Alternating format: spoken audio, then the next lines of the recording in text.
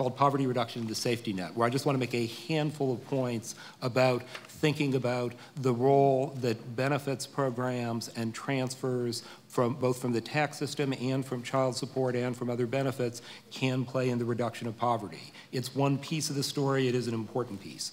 So, first slide is entitled Effective Tax and Transfer Policies on Poverty. This is actually a bit old data. It's from 2002, but tells an important story. Which is if you use a more comprehensive definition of poverty in which you are picking up the effects of transfer programs and are picking up the effects of non-cash benefits, what you see is that government does some really important things that dramatically reduce what would otherwise be the poverty people would face just based upon market. We see it especially for the elderly, who would have a poverty rate of something like 50% in the absence of government benefits, particularly overwhelmingly social insurance benefits. We also see it for children, though much less so. A much smaller overall effect of benefits and taxes on reduction of poverty for children, but nevertheless a pretty significant one, though there is plainly more to be done. If we go to the next slide, poverty rates for related children by source of income, this is analysis done by the Congressional Research Service in which it's using the official poverty measure, and what it's showing is if we were just looking at poverty based upon earnings alone, about 21% of children would be poor. In this data, which was from 2006, at that point, the child poverty rate was 17%. So part of what's happening here is that a set of things after earnings are reducing the number of children in poverty by about 3 million children. When you look at your leisure at the different components of that, what you'll see is that a significant role is played by child support, about 600,000 children removed from poverty. Significant role played by Social Security benefits, about 900,000 children removed from poverty from that. As you look here, and I'll talk about it more in a second, a much smaller role played by the traditional welfare program TANF, both because TANF benefits themselves aren't enough to get families out of poverty, and because a smaller and smaller share of the poor are receiving TANF benefits. So benefits are already doing a lot, but there's more they can do. If we look at our third one, maximum EITC benefits. A big part of our federal strategy for promoting work has been use of the federal earned income tax credit to create both a strong incentive for low-income people to be in the workforce and to reduce their poverty, to improve their economic well-being when they are.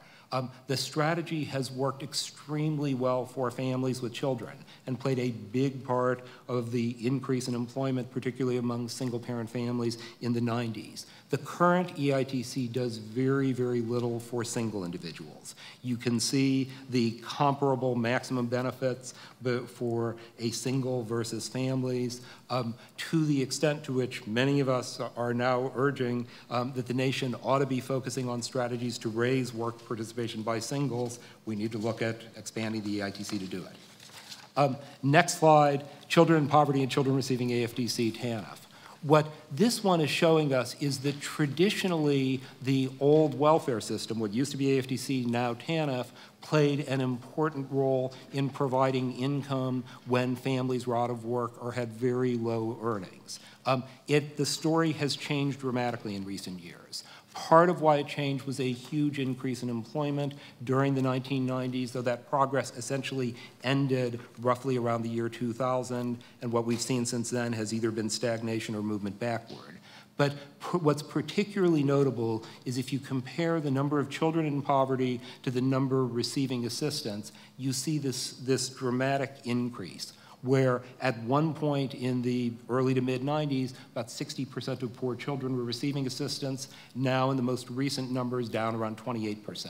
So a dramatic drop in participation, lots of questions about what's the best approach for addressing this. Things within TANF, other strategies for helping low-income children through the tax system, through housing policy, and others, but recognizing we've got a problem here. Last thing to highlight is the role of unemployment insurance. For unemployment insurance, what I've provided is just a chart which shows you long-run trends in overall participation rates for unemployment insurance. It plays an important role in reducing poverty during the times people are unemployed. Nationwide, only about 37% of the unemployed receive benefits. In looking at overall strategies, one part of the story is, and I know there's a lot of discussion about it now, the question of extending benefits when people lose, when people exhaust their unemployment. Another part of an overall strategy needs to be looking at the conditions under which low-wage workers don't qualify for unemployment insurance.